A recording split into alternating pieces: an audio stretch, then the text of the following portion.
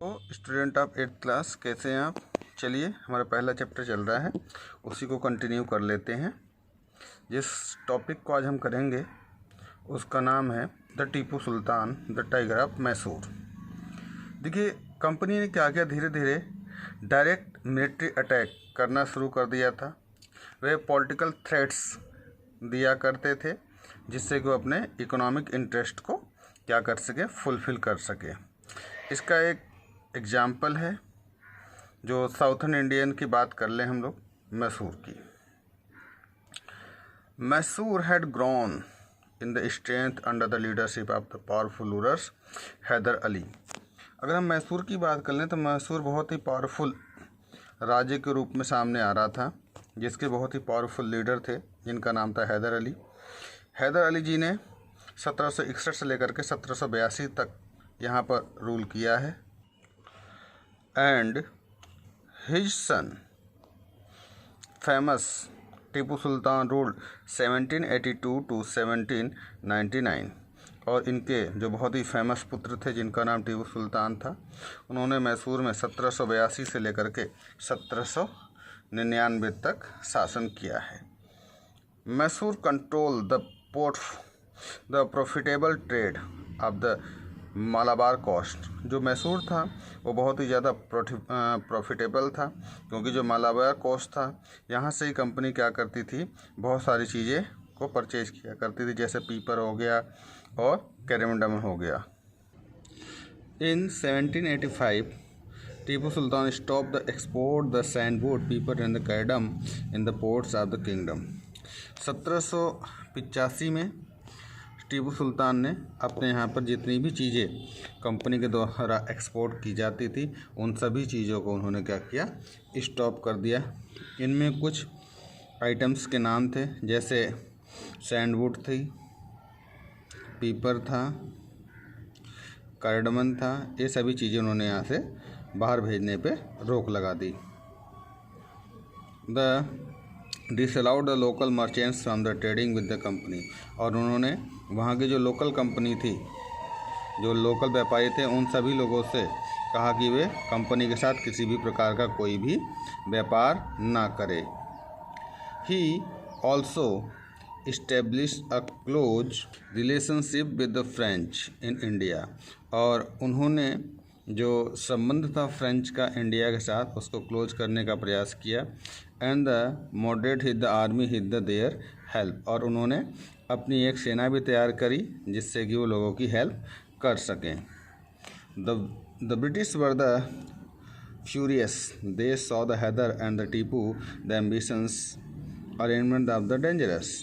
जो ब्रिटिशर्स थे वो बहुत ही ज़्यादा फ्यूरियस थे, क्योंकि हैदर अली और टीपू सुल्तान बहुत ही एम्बिशियंस थे, बहुत महत्वाकांक्षी थे। और इसलिए अंग्रेज़ों को लग गया कि वे इनके लिए बहुत ही ज़्यादा खतरा बन सकते हैं। Rulers who had be the control and the crust, ठीक है। और उन्होंने ऐसे रूलर्स जो उनके कंट्रोल में थे उनको क्रश करना शुरू कर दिया।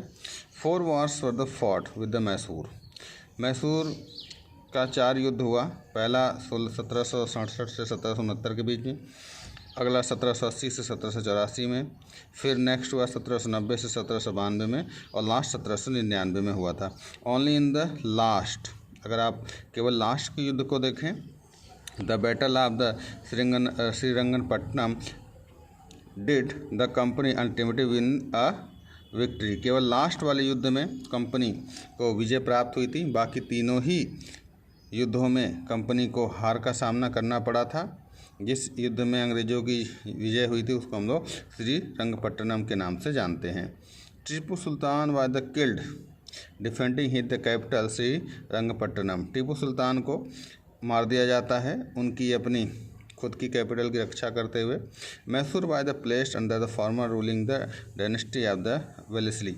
और जो मैसूर का शासन था वो वेलेस्ली के अंडर में आ जाता है। And subordinate alliance was the top. और वहाँ पर उस स्टेट में जो कंपनी है वहाँ पर एक सबऑर्डिनेट अलायंस को नियुक्त कर देती है, जिसका काम था मैसूर की देखरेख करना। और इस प्रकार से हम देखते हैं कि जो मैसूर के अंदर 4, जिसको हम लोग आंग्ल मैसूर युद्ध के नाम से जानते हैं, इसमें लास्ट वाले युद्ध में क्या हुआ कि अंग्रेज विजय प्राप्त हुए और बाकी तीनों में उनको हार का सामना करना पड़ा। ओके स्टूडेंट्स, चलिए टीपू सुल्तान के बाद एक और टॉपिक ले लेते हैं जिसका नाम है वार विथ मराठा, मराठाओं के साथ युद्ध। From the late 18th century, company also sought the curb and the inventory that the desired the Maratha power। इसी के साथ साथ कंपनी को लगने लगा 18वीं शताब्दी के मध्य में, क्योंकि जो मराठा शक्ति है वो बहुत तेज़ी से अपनी पावर को बढ़ा रहे थे और इससे अंग्रेज़ों को खतरा महसूस होने लग गया था। With the defeat in the Third Battle of Panipat in 1761, the Maratha dream of the ruling of Delhi was the shattered। 1761 में जो पानीपत का तीसरा युद्ध हुआ, उसमें मराठाओं ने ये सपना देखना शुरू कर दिया था कि बहुत ही जल्दी दिल्ली के ऊपर अपना अधिकार कर लेंगे।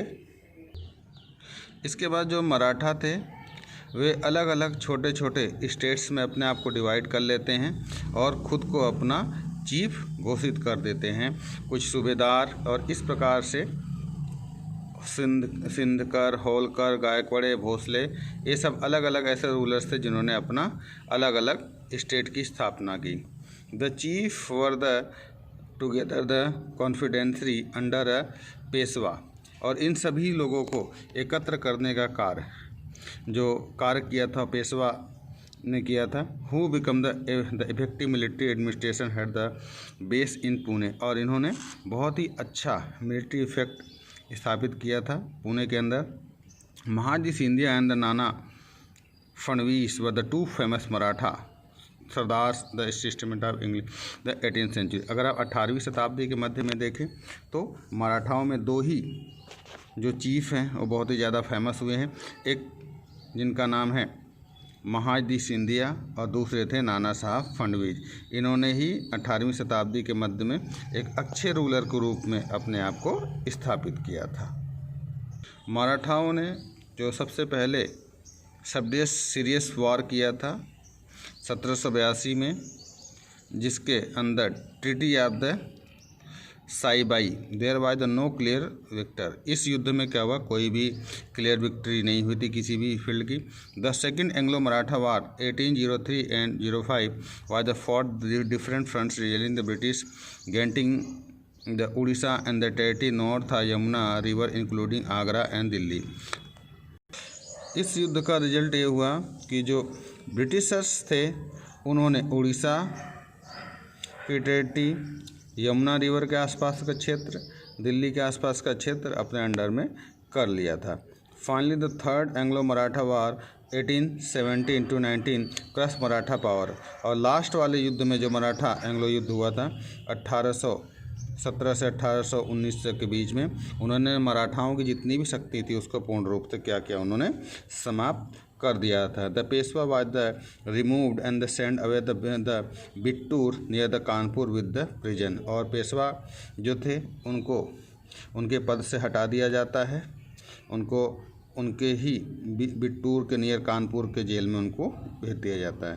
The company now hand the comprise the control over the territory south and the Vindhyachal, और इस प्रकार से कंपनी ने क्या किया, पूर्ण रूप से यहाँ के जो आसपास के टेरिटरी थी साउथ से लेकर के विंध्याचल तक उसके ऊपर पूर्ण अधिकार हो जाता है। तो इस प्रकार से बच्चों आज हमने 2 टॉपिक पढ़ा, एक टीपू सुल्तान और दूसरा वार ऑफ मराठा। इन दोनों ही युद्धों में हम देखें तो धीरे धीरे इंडियन रूलर्स की एकता न होने के कारण अंग्रेज़ों ने हमारे ऊपर अधिकार किया और हमें अपना गुलाम बनाया। तो ओके बच्चों, आज के लिए इतना ही, कल नए टॉपिक्स को लेकर के चलेंगे। आज के इतना ही, ओके बाय।